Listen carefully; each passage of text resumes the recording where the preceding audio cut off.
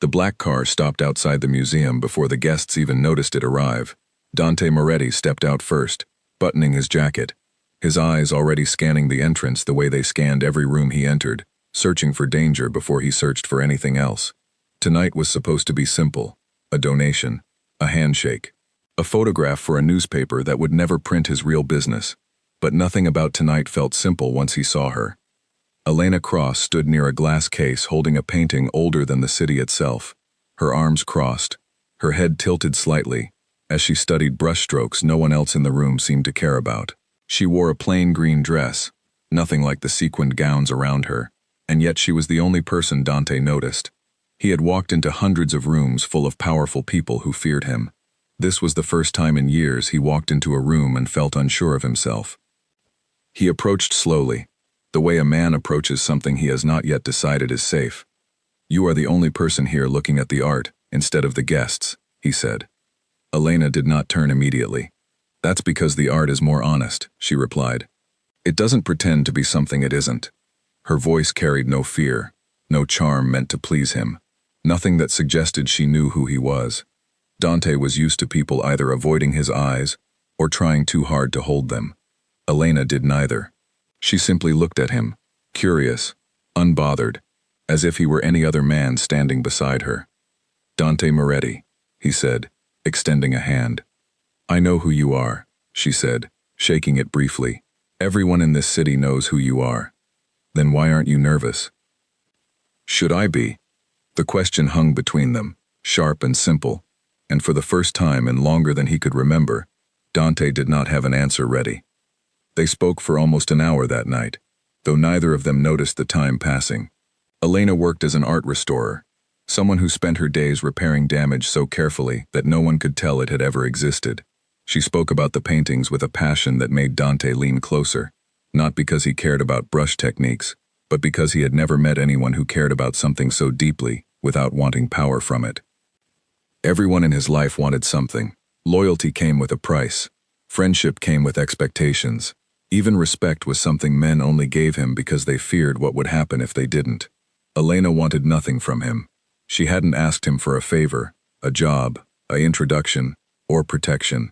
She had simply talked to him like he was a person, not a threat and not a prize. When the gala ended, Dante offered to have his driver take her home. She declined, saying she preferred to walk, that the night air helped her think. He almost insisted, the way he insisted on everything in his life, but something in her expression stopped him. She wasn't refusing out of fear, she was refusing because she meant it, and strangely, he respected that more than he could explain. He watched her walk into the night from the museum steps, hands in his pockets, feeling something unfamiliar settle in his chest. It wasn't attraction alone. It was curiosity, sharp and persistent, the kind he usually reserved for enemies he couldn't predict. Over the following days, Dante found himself thinking about her at strange moments, while reviewing numbers with his accountant, while sitting in silence in his office, while lying awake long after midnight. He told himself it meant nothing, that a man in his position could not afford distractions, especially ones that came from outside his world. But 3 days later, he found himself standing outside her restoration studio with a framed painting purchased that morning for no reason other than an excuse to see her again. Elena opened the door with a raised eyebrow. "Mr. Moretti, I didn't realize the Mafia collected art." "We collect a lot of things," he said, stepping inside before she could stop him. "This one needs repair." She studied the painting, then studied him, clearly aware the artwork had nothing wrong with it. "You didn't come here for a restoration." "No," he admitted. "I didn't." For a long moment, neither of them spoke. The studio smelled of old wood and paint, sunlight slipping through tall windows, dust floating lazily in the light. Elena crossed her arms, studying him the way she had studied the painting the night they met, searching for something true beneath the surface. "You're a dangerous man," she finally said. "Everyone knows that. I'm not interested in being someone you control, Mr. Moretti. Not your business, not your money, not your protection. If that's what you're looking for, you should leave." Her words struck him harder than any threat ever had. Dante was used to men trembling in his presence, women pretending fascination to gain his favor, people bending around his power like it was gravity itself. Elena stood in front of him completely unmoved, offering him nothing but honesty. "I'm not asking you to be controlled," he said quietly. "I don't even know what I'm asking." It was the most honest sentence he had spoken in years. Elena studied him for a long moment, before finally softening, just slightly. "Then maybe start by telling me the truth about why you're really here." Dante hesitated, something rare for a man who commanded every conversation he entered. "Because I haven't stopped thinking about you since the gala," he admitted. "And I don't understand why." For the first time since he arrived, Elena smiled, small and genuine. "Now that," she said, "is something I might believe." Over the following weeks, their meetings became less accidental and more intentional, though neither of them called it anything more than curiosity. Dante would arrive at her studio in the evenings, sometimes with coffee, sometimes with nothing but conversation. Elena, in turn, found herself waiting for those visits more than she wanted to admit, drawn to the contradictions in him, a man capable of great danger, who spoke about color and history with quiet reverence. She learned that beneath the reputation, Dante carried a weariness most people never saw, the exhaustion of a man who had spent his entire life being feared instead of understood. And Dante learned that Elena's independence wasn't a wall meant to keep him out, but a boundary built from experience, one she guarded fiercely because she had fought hard to build a life untouched by men who wanted to own her. Neither of them spoke about what was happening between them. Neither needed to. It was there in the way Dante's guards began keeping a careful, invisible distance around her studio without her knowledge. It was there in the way Elena stopped pretending she didn't look forward to his visits. It was there in every quiet evening spent talking about nothing and everything. Two people from entirely different worlds discovering they understood each other in ways no one else ever had. But worlds like Dante's did not remain quiet for long. Somewhere in the shadows of the city, men were beginning to notice his distraction. And soon, the woman who wanted nothing from him would become the one thing his enemies knew exactly how to use against him. For now, though, in the golden light of her studio, surrounded by half-finished paintings and the scent of turpentine, Dante Moretti felt something he had never allowed himself to feel before. He felt like a man who might, for the first time in his life, want something more than power. He wanted to be known, and somehow, without trying, Elena Cross already knew him better than anyone else alive. The nights grew longer between them, though neither would admit how much they had come to depend on those hours. Dante began arriving earlier, staying later, inventing smaller and smaller excuses, until eventually he stopped pretending he needed one at all. Elena, in turn, stopped questioning why she left her studio light on a little longer each evening, as though some part of her was waiting for the sound of his car outside. It was during one of these evenings, the city quiet beyond the windows, that Elena finally asked the question she had been avoiding since the night they met.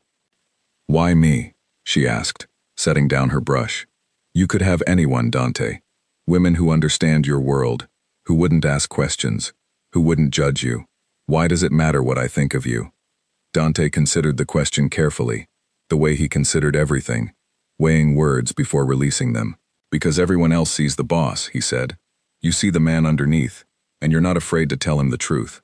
"I'm not afraid of you," Elena said, quiet but certain. "But I am afraid of what it would mean to care about you. Your world isn't just dangerous, Dante. It's consuming. It doesn't leave room for anything that isn't loyalty or fear. I've built a life that belongs entirely to me. I won't lose that, not for anyone." Her words settled heavily in the room, honest in a way that most people never dared to be with him. Dante studied her for a long moment, respecting her more for the warning than he would have respected blind devotion. "I would never ask you to give up who you are," he said finally. "If anything, that's exactly why I can't stop coming back here." Elena held his gaze, searching for deception and finding none. "Then we understand each other," she said softly. "Whatever this is, it stays on my terms." Dante nodded once, a silent promise. Neither of them fully understood the weight of yet. Outside her studio, in a world he could not fully protect her from, forces were already shifting, drawn toward the one soft place in an otherwise untouchable man. But that night, within those quiet walls filled with unfinished paintings and quiet understanding, Dante allowed himself something he rarely permitted. He allowed himself hope. Autumn arrived in the city with a sharp wind that rattled the windows of Elena's studio, and with it came a change in Dante that she noticed before he ever said a word. He arrived one evening later than usual, his jaw tight, his eyes distracted in a way she had never seen before. He tried to hide it, asking about her latest project, a damaged landscape painting she had been repairing for weeks, but Elena knew him well enough now to see through the effort. "Something happened," she said, setting down her brush. "Tell me." Dante hesitated, a habit she had come to recognize as the moment before he decided how much truth to give her. "Someone is testing me," he finally said. "A man named Marco Bellini. He runs a smaller operation on the east side of the city, but lately, he's been expanding into territory that isn't his." "And you think he's doing it because he's noticed you're distracted," Elena said quietly, understanding settling over her like a shadow. Dante didn't answer, which was answer enough. "Because of me," she added. "Because of nothing you've done," Dante said firmly. "This is my world, Elena. My responsibility, not yours." But Elena wasn't a woman who accepted comfort without truth behind it.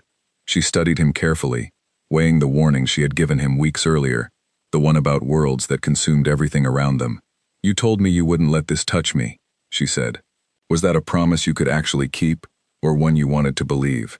Dante crossed the small studio and took her hands, something he rarely did, his usual composure slipping just slightly. "I meant it," he said, "and I intend to keep it. Bellini is ambitious, but he's careless. He wants attention, not war. I can handle him without it ever reaching you." Elena wanted to believe him, perhaps some part of her did, but she had lived long enough, and seen enough of the world beyond her studio walls, to understand that promises made in quiet rooms rarely survived contact with the world outside them. Over the following days, Dante grew more careful, more calculated, his visits to her studio shorter but more frequent, as though he needed to see her simply to remind himself she was safe. Elena noticed unfamiliar faces near her building, men who lingered a little too long across the street, who watched without watching, the kind of presence she might not have noticed before she knew Dante, but now recognized instantly. "Your men are watching my studio," she said one evening, not as an accusation, but as an observation. Dante didn't deny it. "I told you I would keep you safe." "I didn't ask you to," Elena replied, though her voice lacked its usual sharpness. Part of her resented the loss of privacy in her own life. Another part, one she was reluctant to admit existed, felt a quiet relief knowing someone cared enough to protect her without being asked. It was 2 weeks later, on an evening when autumn rain fell steadily against the studio windows, that Elena's carefully guarded world collided directly with Dante's for the first time. She was closing the studio for the night, gathering her brushes, when the front door opened without a knock. A man she didn't recognize stepped inside, tall, well-dressed, with a smile that didn't match the coldness in his eyes. "Miss Cross," he said smoothly, "I've heard so much about you." Elena straightened, every instinct in her body sharpening at once. "The studio is closed." "I won't take much of your time," the man said, stepping further inside despite her words. "My name is Marco Bellini. I believe you know a mutual acquaintance of ours." Elena's pulse quickened, though she kept her expression carefully neutral, refusing to give him the reaction he was clearly hoping for. "I don't know what you're talking about." Marco smiled, unbothered by her denial. Dante Moretti has always been a careful man, predictable even, but lately he's been distracted, slower to respond, less focused on business. I wondered why, and then I heard whispers about a woman he visits several times a week, an art restorer no less. How poetic. "I think you should leave," Elena said, her voice steady despite the tightening in her chest. "I'm simply curious," Marco continued, ignoring her, circling slowly through the studio, studying the paintings with feigned interest. Dante built his reputation on being untouchable, unshakable, a man who never let anything matter more than his business. It's fascinating to see what happens when a man like that finally finds something he's afraid to lose. Elena's hands curled into fists at her sides, though she refused to let fear show. "Whatever you think you know about me and Dante Moretti is none of your concern." "On the contrary," Marco said, his tone turning colder. "It's very much my concern. A man distracted by love makes mistakes, and mistakes create opportunities." He paused near the door, glancing back at her with a look that made her skin crawl. "You might want to consider your own safety." Miss Cross. Dante's world isn't as controlled as he wants you to believe. He left as quietly as he had arrived, leaving Elena standing alone in the dim studio, rain still tapping against the windows, her heartbeat loud in her ears. She didn't call Dante immediately. She sat down at her workbench, forcing herself to breathe, to think clearly instead of reacting out of fear. But by the time Dante arrived 20 minutes later, alerted by one of his men who had seen Marco enter the building, Elena's composure had steadied into something firmer, something closer to anger than fear. "He came here," she said before Dante could speak. "Marco Bellini. He knows about us." Dante's expression darkened in a way Elena had never seen before, something dangerous simmering beneath his usual control. "Did he threaten you?" "He didn't need to," Elena said. "He made his point clearly enough without one." Dante crossed the room and pulled her gently into his arms, a rare gesture of vulnerability from a man who rarely allowed himself to show fear. "I should have seen this coming," he said quietly. "I should have protected you better." "You can't protect me from a world I've now stepped into," Elena said, pulling back slightly to look at him. "Dante, if this is what it means to be close to you, I need to understand exactly what that means. Not the parts you think I can handle, all of it."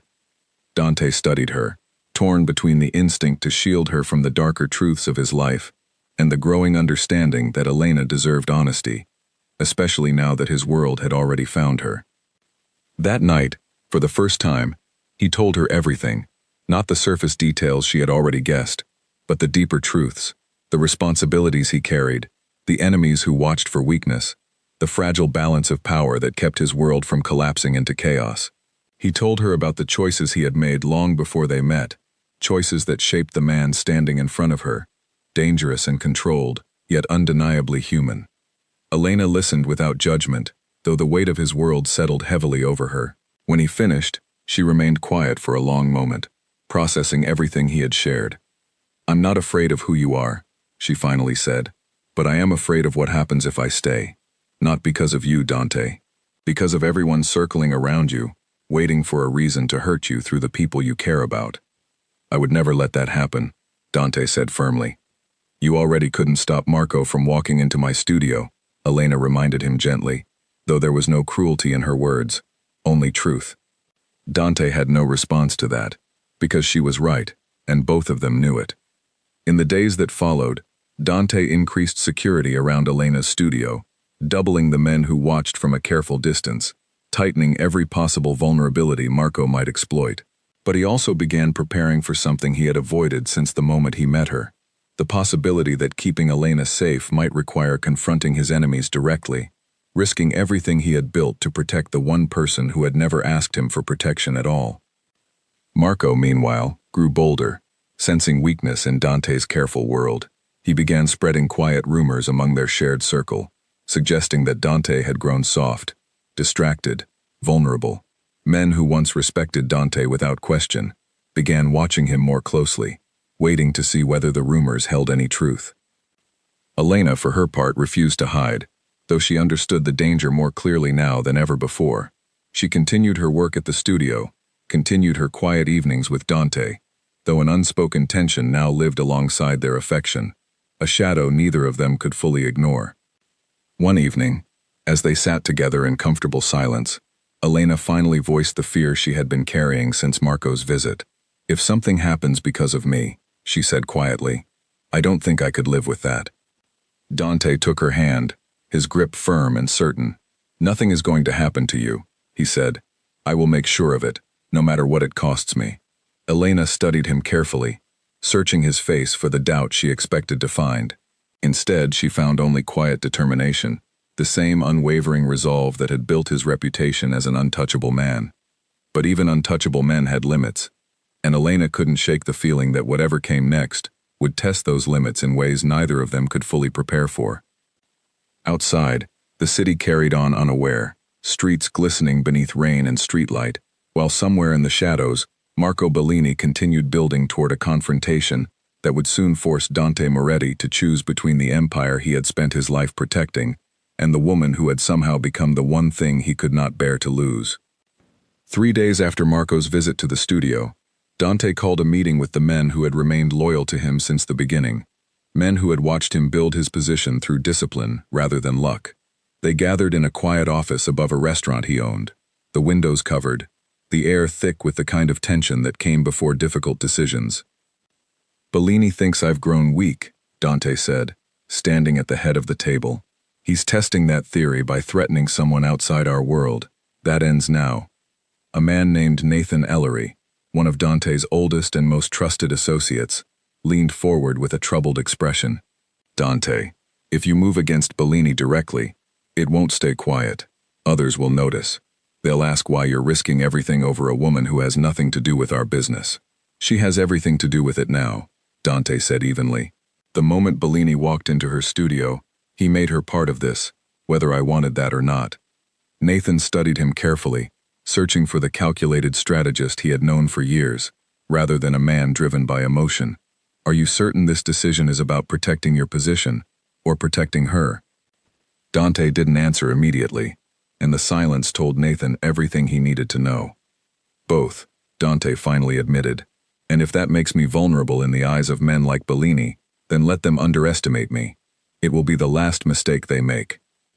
The room remained quiet for a long moment before another man spoke, younger, more impulsive, eager to prove his loyalty. "What do you want us to do?" Dante's expression hardened into something calm and calculated, the version of himself that had built an empire through patience rather than impulse. "We don't attack Bellini directly. Not yet. We remove his advantages quietly. His suppliers, his routes, his information sources. We make his operation weaker, without ever giving him a reason to strike back in the open. When he realizes what's happening, he'll understand exactly why he shouldn't have underestimated me." The plan was set into motion within days, executed with the same careful precision that had defined Dante's rise to power. Slowly, Marco's operation began to weaken, though the man himself remained unaware of the source of his troubles, blaming poor luck rather than a deliberate campaign against him. Elena, unaware of the full scope of what Dante was doing on her behalf, noticed only that his visits became less frequent, his expression more guarded, his attention divided between her and something she couldn't fully see. She didn't press him for details, understanding that some parts of his world remained protected even from her, but the distance between them grew heavier with each passing day. One evening, as autumn deepened into an early winter chill, Elena finally confronted the growing silence between them. "You're pulling away," she said, watching him carefully as he stood near her studio window, distracted by something beyond the glass. "I understand you're trying to protect me, but this isn't protection, Dante. This is disappearing." Dante turned to face her, guilt flickering briefly across his expression, before he masked it with his usual composure. "I'm handling Bellini," he said, quietly, carefully. "It requires more of my attention than I expected." "And you didn't think to tell me that?" Elena asked, hurt evident beneath her steady tone. "I didn't want to worry you," Dante admitted. "I'm already worried," Elena said.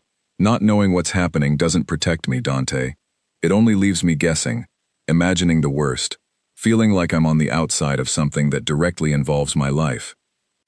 Dante crossed the room, taking her hands gently, the weight of her words settling over him. "You're right," he said quietly. "I've spent so long protecting the people I care about, by keeping them separate from my world, that I forgot protection also means honesty."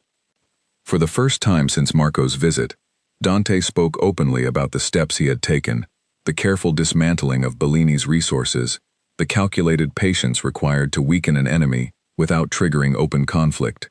Elena listened intently, understanding for the first time the depth of strategy behind Dante's calm exterior, the discipline that had allowed him to survive in a world built on betrayal and ambition. "You're not just protecting me," she said slowly, piecing together the full picture. "You're protecting everyone who depends on you. If Bellini succeeds, it isn't only your world that suffers." Dante nodded, relieved she understood without needing further explanation. "Which is exactly why I need to handle this carefully," he said. "One misstep, and everything unravels at once." Elena studied him with newfound respect, understanding the burden he carried more clearly than before. "Then let me help," she said suddenly, surprising even herself with the offer. Dante's expression sharpened with concern. "Absolutely not. This isn't something you can be part of, Elena. It's dangerous." I'm not asking to be part of your operation, Elena clarified. But Marco came to me directly. He wanted to unsettle me, to use me as leverage against you. If I disappear entirely, if I hide, it only confirms that his strategy worked. Maybe there's strength in refusing to be intimidated. Dante considered her words carefully, torn between his instinct to shield her completely and his growing respect for her refusal to be treated as fragile. If you're seen continuing your life normally, he said slowly, working through the strategy aloud, it sends a message that his intimidation failed. That could work in our favor, but only if you're protected at every moment, without exception. I can accept that, Elena said firmly. For the first time in weeks, something shifted between them, not distance, but partnership, an unspoken agreement that whatever came next, they would face it together, rather than Dante attempting to shoulder the burden alone. Meanwhile, across the city, Marco Bellini began to notice the quiet unraveling of his operation. Suppliers suddenly unavailable, routes mysteriously compromised, associates growing hesitant to work alongside him. His confidence, once fueled by the belief that Dante had grown weak, began curdling into suspicion, then anger, then a dangerous determination to reclaim control before his reputation collapsed entirely. It was during a private meeting with his own associates that Marco finally recognized the pattern behind his misfortune. This isn't luck, he said, slamming his hand against the table. Moretti is dismantling us piece by piece, quietly, without ever showing his hand directly. One of his men, cautious and calculating, offered a warning Marco was too proud to fully consider. If Moretti is willing to move against us this carefully, this patiently, perhaps we underestimated exactly how dangerous he remains, distracted or not. Marco's jaw tightened, pride overriding caution. Then we stop playing his careful game, he said. If he wants to protect his precious art restorer so badly, perhaps it's time she understands exactly what kind of man she's chosen to align herself with. The words hung ominously in the room, a decision quietly made that would soon shatter the fragile balance Dante had worked so carefully to maintain, pulling Elena directly into a confrontation neither she nor Dante had fully anticipated. As winter settled over the city, bringing colder nights and shorter days, Elena and Dante remained unaware of exactly how soon their careful strategy would be tested, unaware that Marco's wounded pride had already set a far more dangerous plan into motion, one that would force both of them to confront the true cost of loving someone from a world built on power, loyalty, and the ever-present threat of losing everything in a single, unguarded moment. The first sign that something had changed came on a Tuesday morning, when Elena arrived at her studio to find the lock already open, though nothing inside appeared disturbed. She stood frozen in the doorway for a long moment, scanning the familiar space for anything out of place, her heartbeat quickening, despite the apparent normalcy of the room. Within 20 minutes, he arrived with two of his men, moving through the studio with the practiced focus of someone searching for evidence rather than reassurance. Nothing was taken, Elena said, watching him carefully. But someone was here, I know it. Dante's expression remained carefully controlled, though the tension in his shoulders betrayed the anger simmering beneath his composure. This isn't about taking anything, he said quietly. This is a message.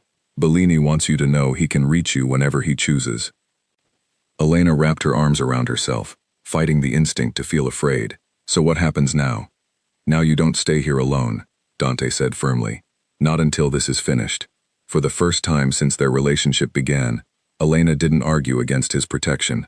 The violation of her space, the quiet reminder that Marco could reach her whenever he wanted, shook something loose in her carefully guarded independence. She agreed to stay temporarily at a secured property Dante owned across the city, a decision that felt less like surrender and more like survival. The following days passed in a strange, suspended tension. Dante's men watched every entrance, every street corner, every unfamiliar face that lingered too long near the property.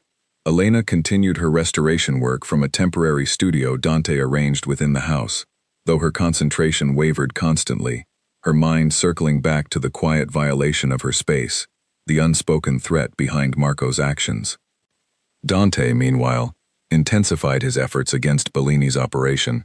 No longer content with slow, careful dismantling, he needed information, needed to understand exactly what Marco intended before it escalated further.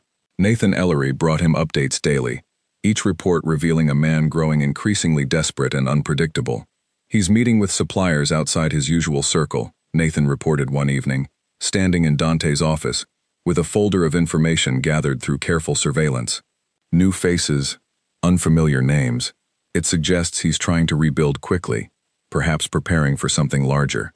Dante studied the information carefully, his mind working through possibilities with the same discipline that had guided every decision throughout his career. "He's not trying to rebuild what he lost," Dante said slowly. "He's preparing for confrontation. Then we need to decide how far we're willing to go to stop him before he acts," Nathan said carefully. The weight of that decision settled over Dante heavily. For most of his life, decisions like this had been simple, calculated purely through the lens of business and survival. But now, every choice carried the added weight of Elena's safety, a variable that complicated calculations he had once made without hesitation.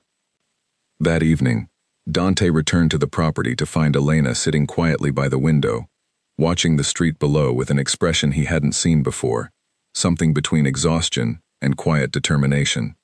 "I can't keep living like this," she said before he could speak, her voice steady but tired, watching every window, wondering who's outside, feeling like a prisoner in a house that isn't even mine.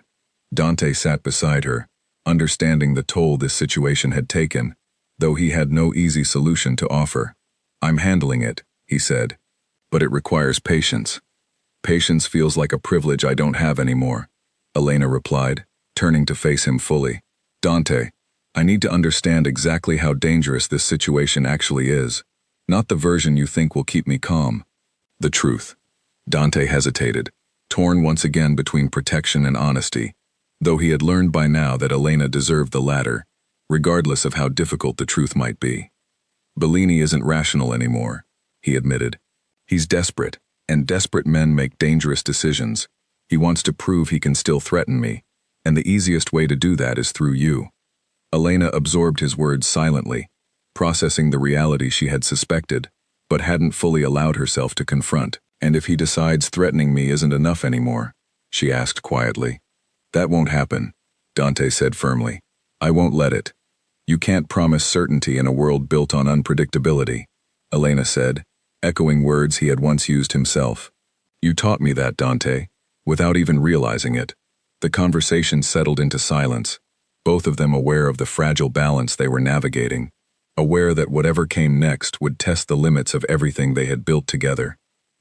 3 days later, everything changed. Elena had insisted on returning briefly to her original studio to retrieve supplies she needed for an important restoration project, accompanied by 2 of Dante's men positioned discreetly outside the building. She told herself the quick visit would be safe, surrounded by protection, limited in time, controlled in every possible way. She was wrong. As she gathered her materials, a delivery arrived at the studio door, seemingly routine, addressed directly to her. Inside, instead of art supplies, she found a single photograph, an image of herself walking through the city days earlier, taken from a distance, along with a handwritten note that read simply, "Dante cannot protect you everywhere." Elena's hands trembled as she stared at the photograph, the reality of her situation crashing over her with sudden, overwhelming clarity. This wasn't abstract danger anymore. This was proof that Marco could reach her, watch her, remind her at any moment that her safety existed only through Dante's careful, imperfect protection. She called Dante immediately, her voice shaking despite her attempt at composure. Within minutes he arrived, his expression darkening the moment he saw the photograph and note. "This ends now," he said, fury barely contained beneath his controlled exterior. "I should have ended this the moment he stepped into your studio." Elena, despite her fear, recognized something dangerous shifting in Dante, a willingness to abandon careful strategy in favor of direct confrontation. "Dante, wait," she said, placing a hand on his arm. "If you act out of anger, you're doing exactly what he wants. He's trying to provoke you into a mistake." Dante forced himself to breathe, to think beyond the immediate fury clouding his judgment. Elena was right, though every instinct in him screamed to eliminate the threat immediately, completely, without hesitation. "I need you somewhere safer," he said finally. "Not the property across the city. Somewhere he doesn't know about. somewhere completely removed from anything connected to me. Elena nodded, though the reality of the situation weighed heavily on her. For how long? Until this is finished, Dante said.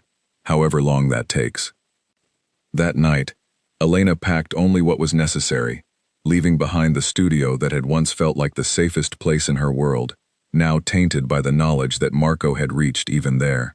As Dante's car pulled away from the building, she watched the familiar streets disappear behind them, uncertainty settling heavily in her chest. "I never wanted this," she said quietly, staring out the window. "I never wanted to become someone who needs protection, someone whose life depends on the actions of men fighting for power I never asked to be part of." Dante reached over, taking her hand gently. "I know," he said, "and I would give anything to undo the moment my world touched yours, if it meant keeping you safe from all of this." Elena turned to look at him, something complicated flickering behind her eyes. "Would you really undo it?" she asked. "Meeting me at all?" Dante considered the question seriously, weighing honesty against comfort. "No," he admitted finally. "Even knowing everything this has cost, I wouldn't undo meeting you, but I would give anything to protect you without you having to sacrifice the life you built for yourself." Elena studied him for a long moment, torn between fear and something deeper, something that had grown steadily beneath the danger surrounding them. "I need time," she said quietly. "Not away from you. Just time to understand how to exist inside a world this dangerous, without losing myself completely." Dante nodded, understanding the weight of her request, though it settled over him with quiet dread. He had promised her independence, promised her a choice, and now, faced with the reality of the danger surrounding her, he wondered whether that promise could survive the growing storm closing in around them. As the car disappeared into the quiet streets of the city, neither of them spoke, both lost in private thoughts about a future that suddenly felt far less certain than it had only days before. Somewhere across the city, Marco Bellini waited, confident that his message had been received, unaware that his actions had set into motion a chain of events neither he nor Dante could fully control. The fragile balance between love and danger had finally shattered, leaving both Dante and Elena to navigate the aftermath, uncertain whether their bond could withstand the storm that was only just beginning. The safe house Dante arranged sat on the quiet outskirts of the city, far removed from the noise and danger that had followed Elena through every corner of her previous life. It was a modest property, unremarkable from the outside, chosen precisely because nothing about it suggested any connection to Dante Moretti. For the first few days, Elena told herself the isolation was temporary, a necessary precaution rather than a permanent shift in her life. But as days stretched into a week, the isolation began to weigh on her differently than she expected. She missed her studio, the familiar scent of paint and old wood, the quiet satisfaction of restoring something broken back to its original beauty. More than that, she missed the version of herself that existed before Marco Bellini's threats, a woman who moved through the world without constantly glancing over her shoulder. Dante visited when he could, though his responsibilities kept him occupied for longer stretches than either of them wanted. When he did arrive, exhaustion lined his face, the toll of managing a growing conflict evident in every guarded movement. Elena watched him carry the weight of protecting her alongside the weight of protecting his entire organization, and something inside her began to ache with a guilt she couldn't fully shake. "You look tired," she said one evening, studying him carefully as he sat across from her in the quiet living room of the safe house. "I'm managing," Dante replied, though the strain in his voice suggested otherwise. "You don't have to pretend with me," Elena said gently. "Not after everything." Dante allowed himself a rare moment of vulnerability, rubbing his eyes with a weariness that revealed just how much the situation had cost him. "Bellini is becoming harder to predict," he admitted. "Every move I make to protect you, he interprets as confirmation that he's succeeding in destabilizing me. It's becoming a cycle I don't know how to break without escalating things further." Elena listened carefully, her earlier fear slowly transforming into something more complicated, guilt intertwined with growing dread about the future they were building together. "Dante," she said slowly, "what if my presence in your life is exactly the weakness he needs to eventually destroy you completely?" Dante's expression sharpened immediately. "Don't say that." "I have to say it," Elena insisted, her voice trembling slightly despite her effort to remain composed. "I've watched you become someone constantly distracted, constantly divided between protecting your world and protecting me. What happens when that division becomes too much? What happens if Bellini finds a way to exploit exactly that weakness at the worst possible moment? That won't happen, Dante said firmly, though the certainty in his voice couldn't fully mask the fear underlying his words. You can't promise that, Elena said quietly. No one can. The conversation settled into a heavy silence, both of them aware of the unspoken truth hovering between them, that their relationship, however genuine, existed within a world built on danger neither of them could fully control. Over the following days, Elena found herself withdrawing slightly, not from lack of feeling, but from the overwhelming weight of understanding exactly what loving Dante Moretti truly meant. She had told him from the beginning that she would never allow herself to be controlled, never allow herself to become dependent on someone else's protection. Yet here she was, hidden away in a house she didn't choose, her entire life reshaped around a danger she never asked to be part of. It was during one of Dante's rare quiet evenings at the safe house, sitting together without the usual tension of danger looming immediately overhead, that Elena finally voiced the fear that had been building steadily within her. I think I need to step back, she said softly, watching his expression carefully as the words settled between them. Dante went very still. What does that mean? It means I need space to figure out who I am inside all of this, Elena said, choosing her words carefully. Not away from caring about you, but away from constantly being defined by the danger surrounding you. I told you from the beginning that I would never allow myself to lose my independence for anyone. I'm afraid that's exactly what's happening, piece by piece, without either of us fully realizing it. Dante absorbed her words slowly, torn between the instinct to argue, to insist that nothing between them needed to change, and the deeper understanding that Elena's fear was rooted in something true. He had promised her, from the very beginning, that loving him would never require her to sacrifice who she was. Yet the reality of their situation had slowly eroded that promise, piece by careful piece, until she found herself hidden away, dependent on his protection for her very safety. I don't want to lose you, Dante said quietly, honesty replacing his usual composed control, but I also don't want you to lose yourself because of me. Elena studied him carefully, searching for resentment or anger in his expression, and finding only quiet understanding instead. Then let me have this time, she said, not forever, just enough to breathe, to think clearly, without constantly measuring my life against the danger surrounding yours. Dante nodded slowly, though the decision cost him more than he allowed himself to show. I'll make sure you're still protected, he said, even from a distance. I know, Elena said softly. That's not what I'm afraid of anymore. The following morning, Elena moved to a different location, one arranged carefully by Dante, but maintained with deliberate distance between them, a space where she could exist without the constant presence of his world pressing against every decision she made. It wasn't an ending, though the uncertainty of their situation made it feel dangerously close to one. Dante returned to his responsibilities with a heavier heart than he had carried in years, torn between managing the growing threat of Marco Bellini and respecting the space Elena needed to reclaim her sense of self. For the first time since meeting her, he began to understand the true cost of wanting someone as fiercely independent as Elena Cross, the constant balance between protecting her and allowing her the freedom she valued above all else.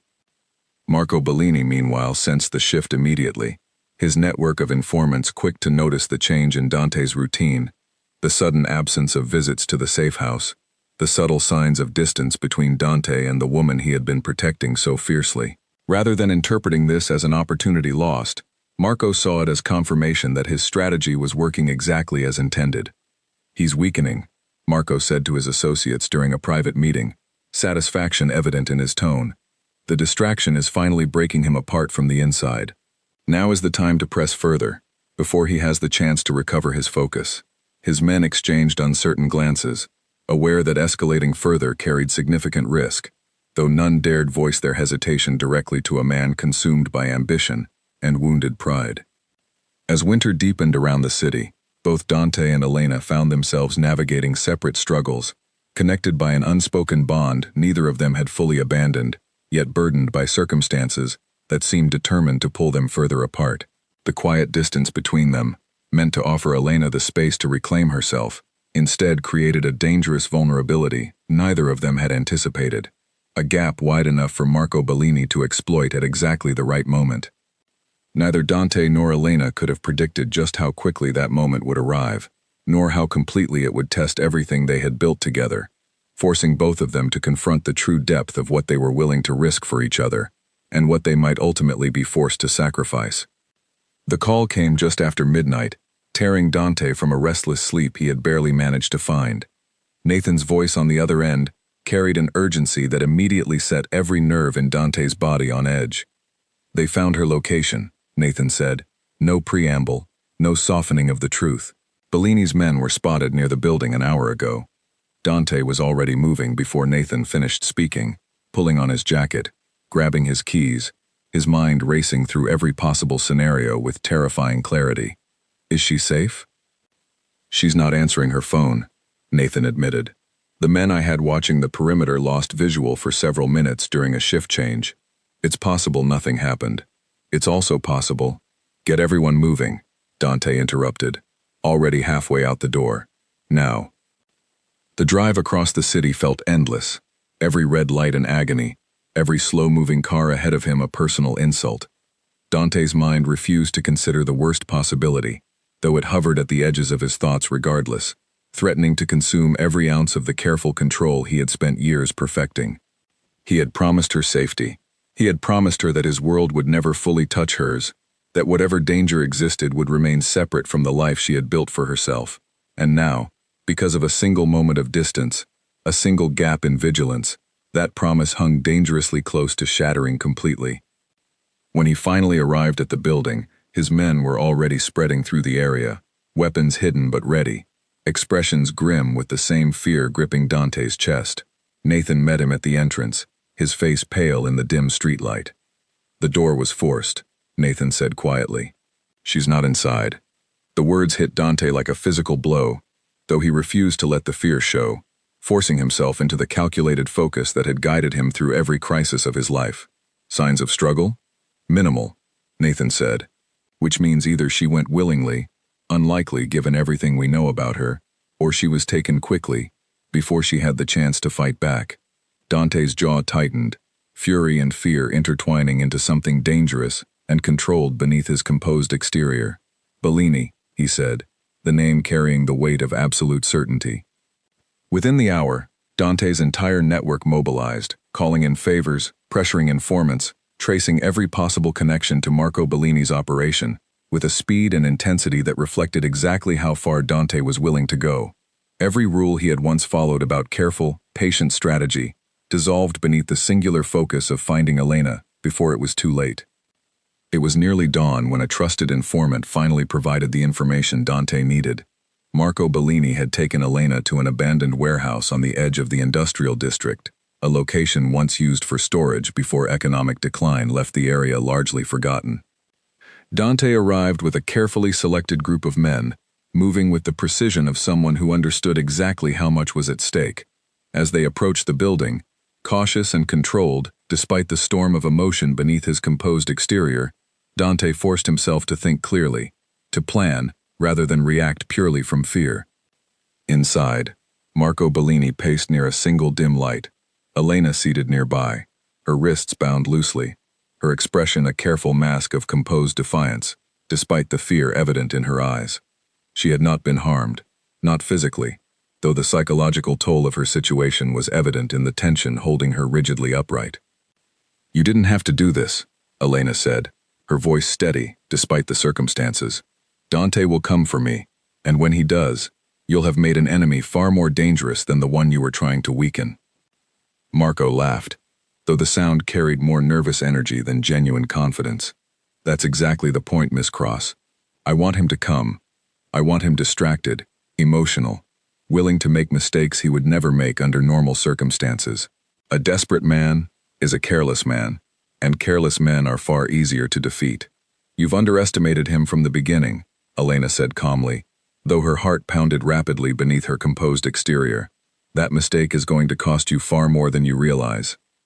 Before Marco could respond, the sound of movement outside the warehouse drew his attention, his confidence flickering into uncertainty, as he realized exactly how quickly Dante had located them. Dante entered moments later, his expression a controlled mask that barely concealed the fury simmering beneath the surface. His eyes found Elena immediately, relief and rage warring within him, as he confirmed she remained unharmed. "Let her go, Marco," Dante said, his voice deceptively calm. "This is between us. It always should have been." Marco straightened, attempting to reclaim the confidence that had guided his decision to escalate this far. "I'm simply leveling the field, Dante.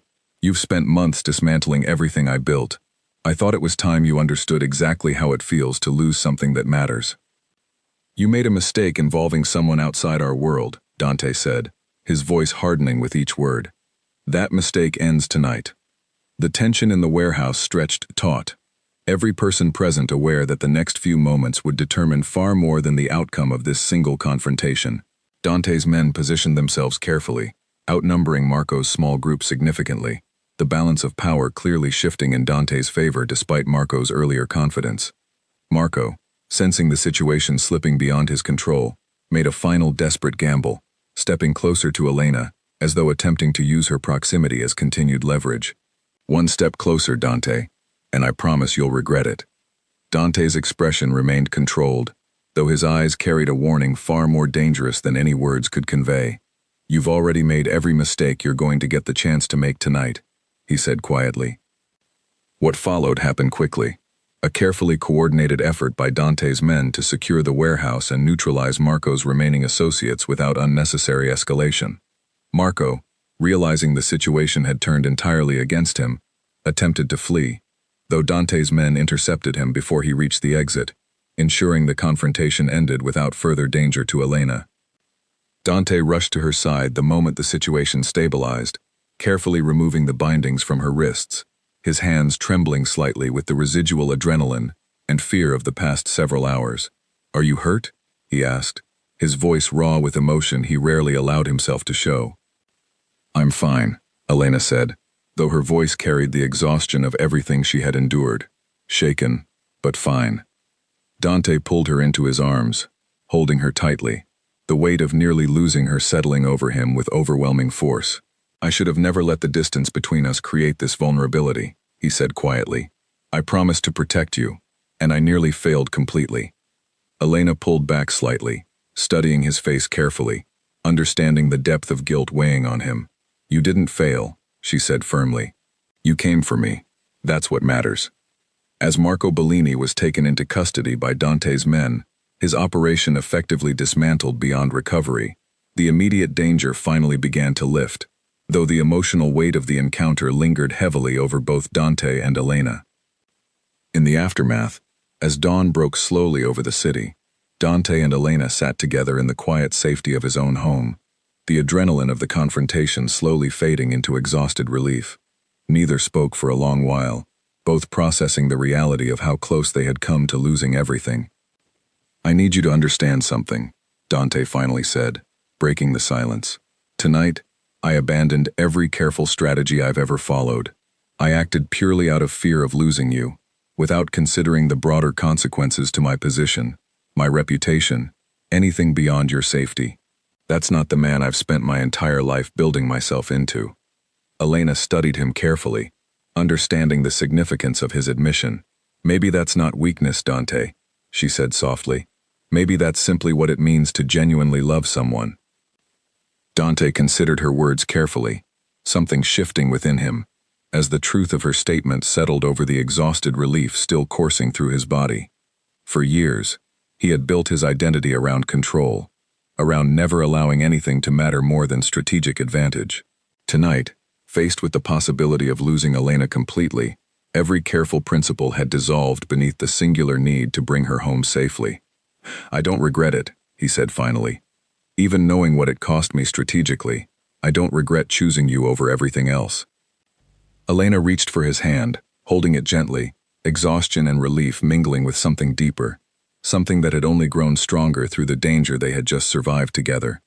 "Then maybe it's time we figure out exactly what comes next," she said quietly. "Together, without pretending the danger doesn't exist, but also without letting it define everything between us."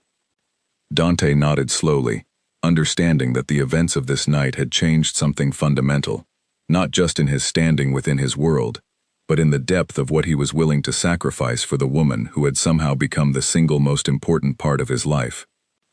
Outside, as the city slowly woke to a new day, word of Marco Bellini's downfall spread quickly through the underground network that governed Dante's world, cementing his reputation, not as a man weakened by love, but as a man whose devotion had become inseparable from his strength. Yet even as the immediate danger passed, both Dante and Elena understood that surviving one threat did not guarantee safety from the future. Their bond had been tested and proven unbreakable, but the world they now navigated together remained as unpredictable and dangerous as ever, leaving both of them to wonder what it would truly mean to build a life together within its shadow. In the days following Marco Bellini's downfall, Dante's world settled into an uneasy quiet, the kind that follows any significant shift in power. Word had spread quickly through every corner of the city's underground network. Dante Moretti, once considered distracted and vulnerable, had proven himself capable of decisive, overwhelming action when pushed to his limits. Rivals who had begun circling cautiously during his period of distraction now retreated, reconsidering any thoughts of testing his authority. Nathan Ellery, meeting with Dante in the quiet privacy of his office, delivered updates with visible relief. "The other families are recalibrating," he said. "Bellini's failure sent a clear message. No one wants to make the same mistake." Dante nodded, though the weight of the past weeks remained heavy on his shoulders. "And Bellini himself?" "Handled," Nathan said simply. "He won't be a concern for us again." The finality in Nathan's tone settled the matter without further discussion, though Dante understood the true cost of what had unfolded, extended far beyond simple business resolution. He had revealed a vulnerability to his entire world, the reality that Elena Cross mattered to him in ways that transcended calculated strategy. Some might see that as weakness.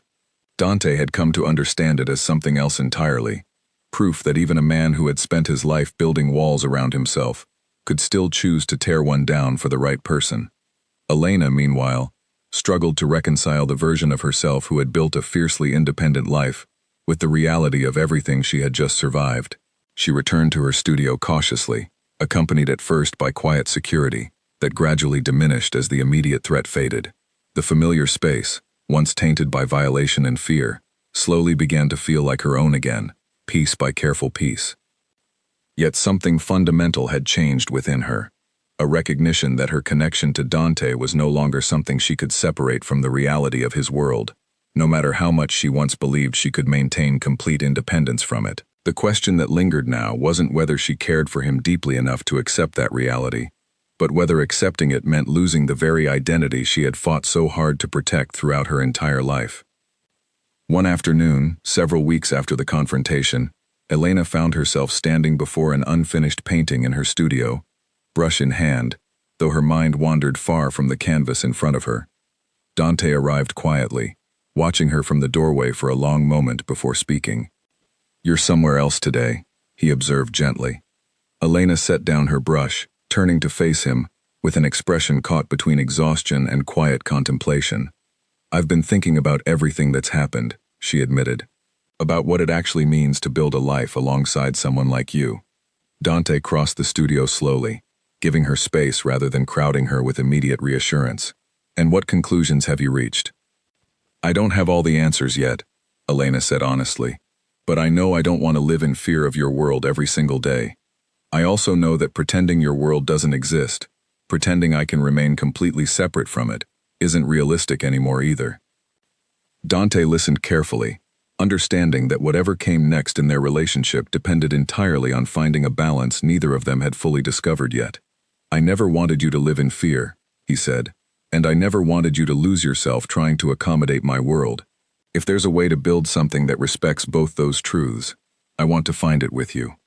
Elena studied him carefully, searching for the same honesty she had always valued in him, the same refusal to offer empty promises, simply to ease difficult moments. "That's going to require both of us being honest, always," she said. "No more protecting me by keeping me in the dark. No more distance meant to shield me from danger that ends up creating vulnerability instead." "Agreed," Dante said firmly. "I learned that lesson the hardest way possible. Their conversation marked a quiet, but significant shift in their relationship, an unspoken agreement to navigate whatever came next, together rather than through careful separation meant to protect one another. It wasn't a resolution to every challenge they might face, but it was a foundation neither of them had fully possessed before the crisis, with Marco Bellini, forced them to confront the true depth of what they meant to each other. As winter began to soften into the early signs of spring, life gradually settled into a new rhythm for both Dante and Elena. His world remained dangerous, complex and demanding, but he made deliberate efforts to include her in decisions that affected her safety, rather than shielding her entirely from truths she deserved to know. Elena, in turn, began to understand that accepting Dante's world didn't require sacrificing her independence entirely, but rather finding new ways to maintain her identity within a life now permanently connected to his. Yet even as their relationship strengthened through honesty and shared understanding, both of them remained aware that the peace they had found existed within a world that rarely remained calm for long. Dante's position, now stronger than ever following Bellini's downfall, attracted new forms of attention, some respectful, some cautious, and inevitably, some resentful of a man whose power seemed only to grow stronger, despite personal vulnerabilities others hoped to exploit. Elena, for her part, found herself navigating a delicate balance between her old life and her new reality, reconnecting with old friends who noticed subtle changes in her demeanor, fielding careful questions about her relationship with a man whose reputation preceded him in every conversation. She answered honestly when she could, protected details when necessary, and slowly began to understand that building a life alongside Dante required constant navigation rather than a single definitive choice. It was during a quiet evening several months later, as Elena worked on a particularly delicate restoration project in her studio, that Dante arrived carrying something unexpected, a small velvet box that immediately caught her attention despite his attempt at casual composure. "Before you say anything," he said quickly, noticing her surprised expression, "this isn't what you might be thinking. Not yet, anyway." Elena raised an eyebrow, curiosity replacing her initial surprise. "Then what is it?" Dante opened the box to reveal a simple, elegant key, rather than the ring she had briefly imagined. "A key to the house," he said, "not because I expect you to move in immediately, or because I'm trying to make decisions about our future without your input, but because I want you to have access to somewhere safe that belongs to both of us, whenever you need it, on your own terms." Elena studied the key carefully, understanding the significance behind such a simple gesture. Dante wasn't trying to claim ownership over her life, or force decisions she wasn't ready to make. He was offering her choice, exactly as he had promised from the very beginning of their relationship. "This means a lot," she said softly, accepting the key with genuine appreciation. "Thank you for understanding what I need, even when it's complicated. You've taught me more about genuine partnership in the past few months than I learned throughout my entire life before meeting you," Dante admitted. "I don't intend to stop learning now." Their relationship, forged through danger and tested by circumstances neither of them had anticipated, continued to deepen through mutual respect and honest communication.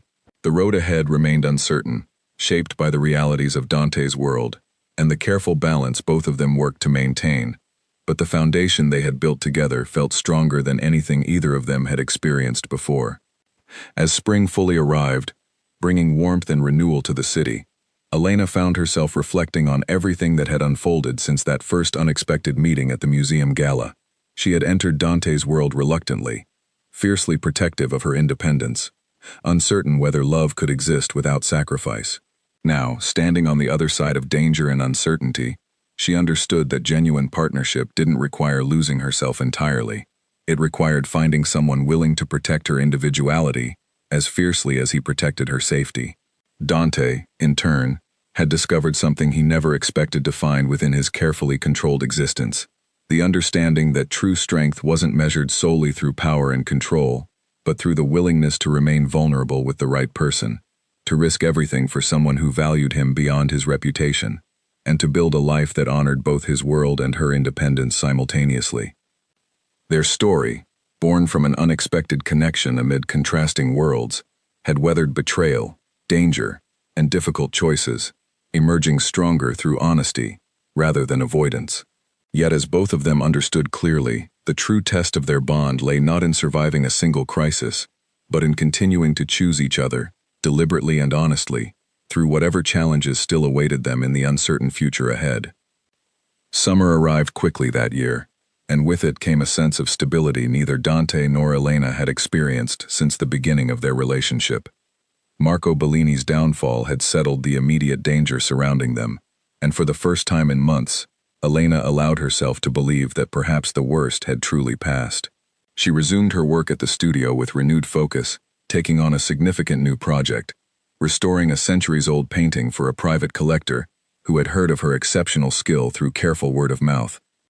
Dante, meanwhile, continued strengthening his position, his reputation now carrying an added layer of respect following the events of the past winter. Yet beneath the surface calm, a new complication began quietly forming, one that neither of them anticipated during their brief period of peace. It began with a name Dante hadn't heard in years, Victor Lang, a man who had once worked closely with Dante's late father, before disappearing from the city's underground entirely, rumored to have relocated overseas following a falling out that predated Dante's rise to power. His unexpected return, and the timing of it, raised immediate concern among Dante's closest associates. Lang has been meeting with former associates of Bellini, Nathan reported one afternoon, concern evident in his careful tone. Remnants of an operation that never fully recovered after Bellini's fall. It's possible he's simply cleaning up loose business from the past. It's also possible he sees an opportunity. Dante considered the information carefully, an old caution resurfacing from years of navigating a world built on shifting alliances and hidden motives. What kind of opportunity? Bellini's failure created a vacuum, Nathan explained. Lang has resources, old connections, and knowledge of operations that predate your leadership entirely. If he's positioning himself to fill that vacuum, he could become a significant threat, particularly if he understands exactly how to exploit the same vulnerability Bellini attempted to use against you. The implications settled heavily over Dante, the fragile peace he and Elena had built suddenly feeling far more precarious than either of them had allowed themselves to believe. He said nothing to Elena immediately, reluctant to disrupt the stability she had only recently begun to reclaim, though he understood clearly that avoiding honesty had nearly cost them everything once before. That evening, he found her in the studio, carefully applying delicate layers of restoration to the centuries-old painting stretched across her workbench, completely absorbed in the meticulous process. "I need to tell you something," he said, watching her pause and set down her brush, immediately reading the seriousness in his tone. Elena listened carefully as he explained the situation surrounding Victor Lang, the potential threat forming quietly beneath the surface of their recent peace. She absorbed the information without visible panic, though the careful composure she had rebuilt over the past months tightened slightly with renewed tension. "You're telling me this because we agreed to honesty," she said finally, understanding the significance behind his choice to share the information immediately, rather than protecting her from it. "Yes," Dante confirmed, "and because I need your input on how we handle this, together, rather than deciding unilaterally on your behalf." Elena appreciated the gesture, though the reality of renewed danger settled uncomfortably over the peace they had only recently found. "What do you think Lang actually wants?" "I don't know yet," Dante admitted. "That uncertainty is exactly what concerns me most." Over the following weeks, Dante's network gathered careful information about Victor Lang's movements, his associations, and his apparent intentions. Unlike Bellini's impulsive ambition, Lang operated with calculated patience, revealing little about his true objectives, meeting quietly with various contacts, without any obvious pattern that suggested immediate aggression. Elena, meanwhile, found herself navigating renewed uncertainty, with a strength that surprised even herself.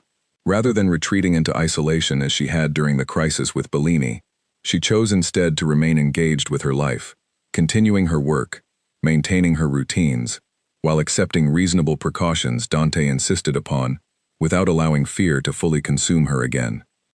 "I refuse to live constantly waiting for the next threat," she told Dante one evening, determination evident in her steady voice. "If Lang intends to cause problems, we'll face it directly when it becomes necessary. Until then, I won't sacrifice the life I've worked hard to reclaim." Dante admired her resolve, recognizing the growth in her approach compared to the uncertainty that had defined their earlier crisis. "I won't ask you to hide," he agreed. But I also won't apologize for taking necessary precautions to keep you safe.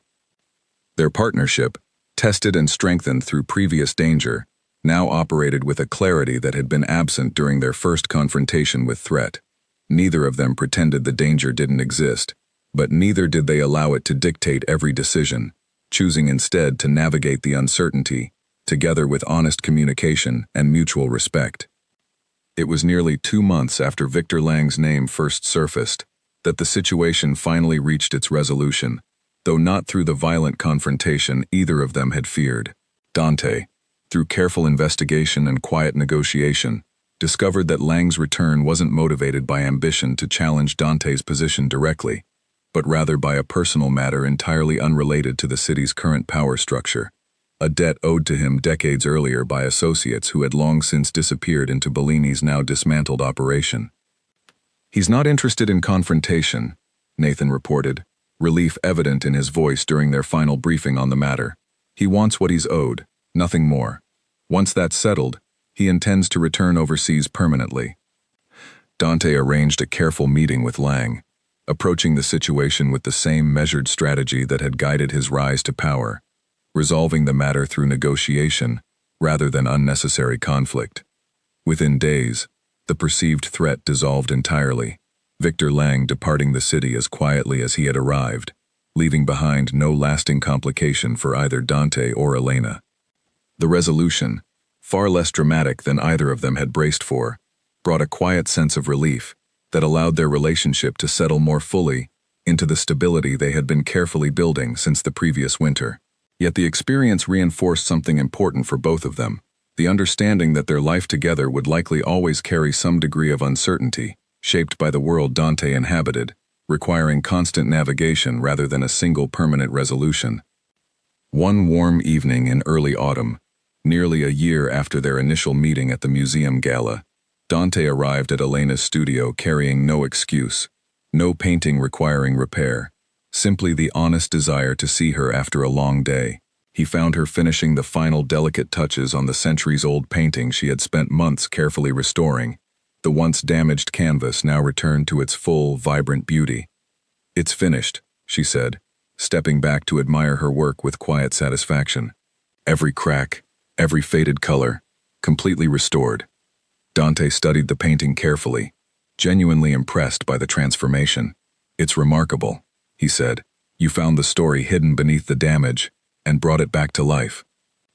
Elena smiled, setting down her tools and turning to face him fully. "That's what restoration really is," she said, understanding that something valuable doesn't lose its worth just because it's been damaged. Sometimes it just needs someone patient enough to see what's still there beneath the surface. Dante recognized the deeper meaning behind her words, understanding the parallel she was quietly drawing between the painting and everything they had endured together over the past year. "I think that's exactly what you did for me," he said softly. "I spent years building walls so thick I forgot what genuine connection actually felt like. You saw past all of it." Elena crossed the studio, standing close to him, studying his face with the same careful attention she gave every piece of art she restored. "And you taught me that protecting my independence doesn't mean facing everything alone," she said. "That accepting help, accepting love, doesn't have to mean losing myself." They stood together in comfortable silence for a long moment, the weight of everything they had survived settling into quiet gratitude rather than lingering fear. Dante reached for her hand, holding it gently, grounding himself in the reality of the life they had built together, despite every obstacle that had tried to tear them apart. "I know I can't promise you a life free of danger," he said honestly.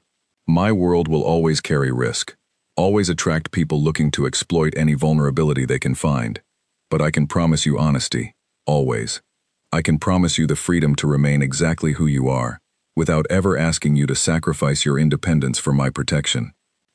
Elena studied him carefully, recognizing the sincerity behind every word, understanding that this promise, unlike the uncertain ones offered at the very beginning of their relationship, was built on genuine experience rather than hopeful assumption. "That's all I ever needed," she said softly. "Not a life without danger, just a partner who respects who I am within it."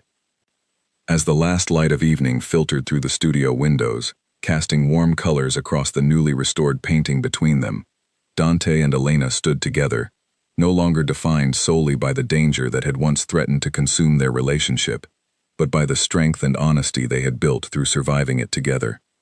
Their story had begun with an unexpected meeting between two people from entirely different worlds, one defined by fear and respect, the other by fierce independence and quiet resilience. Through betrayal, danger, and difficult choices, they had discovered that genuine partnership required neither surrendering completely nor remaining entirely separate, but finding a careful, honest balance between protection and freedom. Dante Moretti remained, to the outside world, an untouchable man whose reputation commanded respect and fear in equal measure. But within the quiet walls of Elena's studio, surrounded by paintings restored patiently back to their original beauty, he had become something far more valuable than untouchable. He had become known, and Elena Cross, the woman who had once insisted she would never allow herself to be defined by anyone else's world, had found in Dante not a threat to her independence, but a partner who valued it as fiercely as she did herself. Together, they had proven that even the most dangerous worlds could hold space for genuine connection, provided both people remained honest enough to protect not just each other, but the individual identities that had drawn them together in the very beginning. As night finally settled fully over the city, the studio light remained on a little longer than usual, two people choosing each other once again, deliberately and honestly, ready to face whatever uncertain future still awaited them together.